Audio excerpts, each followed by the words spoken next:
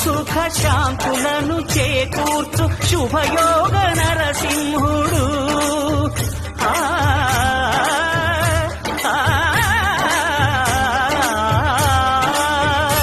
సుఖ శాంతులను చేకూర్చు శుభయోగ నరసింహుడు.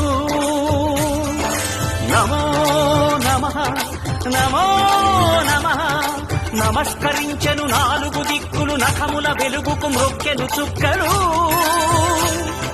గోపుర రూపము దాల్చినది ఆ దివ్య సుదర్శన చక్రము, మంగళహారతులిచ్చినది